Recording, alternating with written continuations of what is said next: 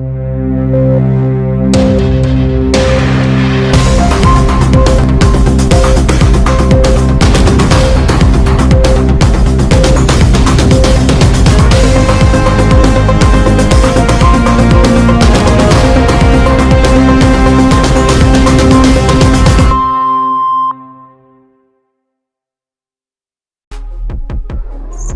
ನಮಸ್ಕಾರ.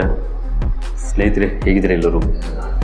ಸ್ನೇಹಿತರೆ ಯಾರಾದರೂ ಮೊದಲನೇ ಬಾರಿ ನಮ್ಮ ಚಾನಲ್ ನೋಡ್ತಿದ್ರೆ ಈಗಲೇ ಸಬ್ಸ್ಕ್ರೈಬ್ ಮಾಡ್ಕೊಳ್ಳಿ, ಹಾಗೆ ಪಕ್ಕದಲ್ಲಿ ಕಾಣುವಂಥ ಬೆಲ್ ಐಕಾನ್ ಒತ್ತಿ ಅಂತ ಹೇಳ್ತಾ, ಸ್ನೇಹಿತರೆ ನೀವು ನೋಡ್ತಾ ಇದ್ದೀರಾ ಇಡೀ ರಾಜ್ಯದಲ್ಲೇ ತುಂಬ ಒಂದು ಕೆಟ್ಟ ದಾರಿಯಲ್ಲಿ ಒಂದು ತುಂಬಾ ಕೆಟ್ಟದಾಗಿ ಯೋಚನೆ ಮಾಡುವಂತಹ ಘಟನೆ ಮಾಡಿರುವಂತಹ ಒಂದು ಪಕ್ಷ ಮಾಡಿರುವಂತಹ ಮನೆತನದಿಂದ ಬಂದಿರೋಂಥ ಒಬ್ಬ ಮನೆಯ ಹುಡುಗ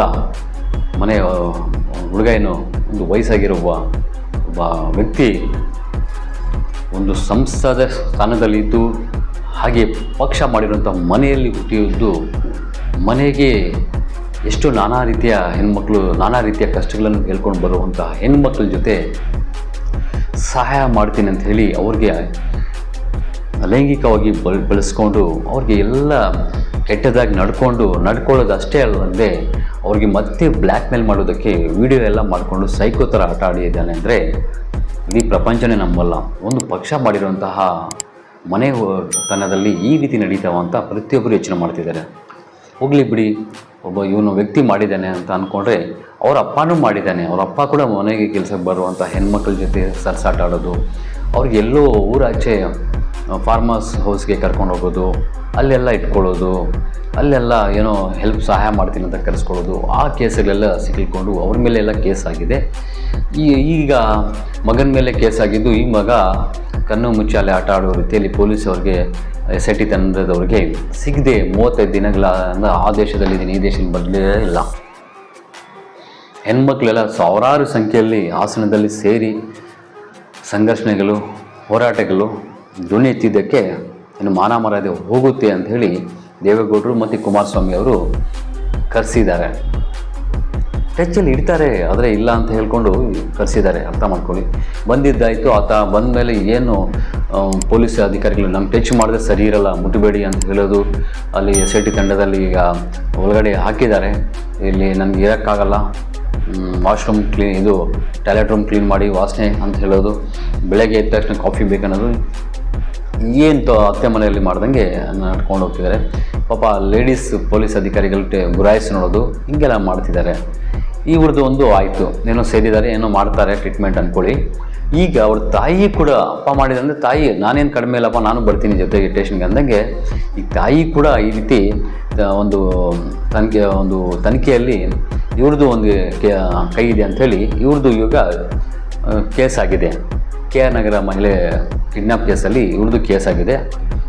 ಈ ಮಹಿಳೆ ಏನೂ ಇಲ್ಲ ಅಂತ ಅಂದ್ಕೊಳ್ತಿದ್ರು. ನಿನ್ನೆ ಅಷ್ಟೇ ಅಧಿಕಾರಿಗಳಿಗೆ SIT ತಂಡದವ್ರಿಗೆ ಸಿಗ್ತಾಯಿದ್ರು ಫೋನ್ ಕಾಂಟ್ಯಾಕ್ಟ್ಗೆ, ನೋಡಿ ನಿಮ್ಮ ಮೇಲೇನು ಕೇಸ್ ಇದೆ ಬರಬೇಕು ಅಂತ ಹೇಳಿದಾಗ, ಇಲ್ಲ ನಮ್ಮದೇನು ತಪ್ಪಿಲ್ಲ, ನಾನು ಬರ್ತೀನಿ, ಬೇಕಾದ್ರೆ ಮನೇಲಿ ಇರ್ತೀನಿ ಬನ್ನಿ ಅಂತ ಹೇಳಿರೋರು ನಿನ್ನೆ ಬೆಳಗಿಂದ ಸಂಜೆವರೆಗೂ ಇವ್ರಿಗೆ ಕಾಯಿಸಿದ್ದಾರೆ. SIT ತಂಡದವ್ರು ಕಾಯಿಸಿದ್ದಾರೆ, ಬರ್ತೀನಿ ಸಿಗ್ತೀನಿ ಅಂಥೇಳಿ. ಆದರೆ ನಿನ್ನೆ ಸಂಜೆಯಿಂದ ಈಗ ನಾಪತ್ತೆ ಆಗಿದ್ದಾರೆ, ಮನೆ ಬಿಟ್ಟು ಎಸ್ಕೇಪ್ ಆಗಿಬಿಟ್ಟಿದ್ದಾರೆ. ಈಗ ಆಚೆಯಿಂದನೇ ಲಾಯರ್ಗಳು ತಯಾರಿ ಮಾಡ್ಕೊತಿದ್ದಾರೆ. ಕೇಸಾಗಿ ಕೋರ್ಟಿಗೆ ಸ್ಟೇಷನ್ಗೆ ಹೋದರೆ ಮಾನ ಮರ್ಯಾದೆ ಹೋಗ್ಬಿಟ್ಟಿದ್ದೀವಿ, ಇವ್ರು ಮಾನ ಮರ್ಯಾದೆ ಇಲ್ಲ ಬಿಡಿ, ಇವ್ರಿಗೆ 0%. ಈ ರೀತಿ ಕೆಲಸಗಳು ಒಂದು ಸ್ಲಮ್ ಏರಿಯಾದಲ್ಲಿ ಸ್ಲಮ್ ಕುಡುಕರು ಕೂಡ ಮನೆಗಳಲ್ಲಿ ಕೂಡ ನಡೆಯಲ್ಲ.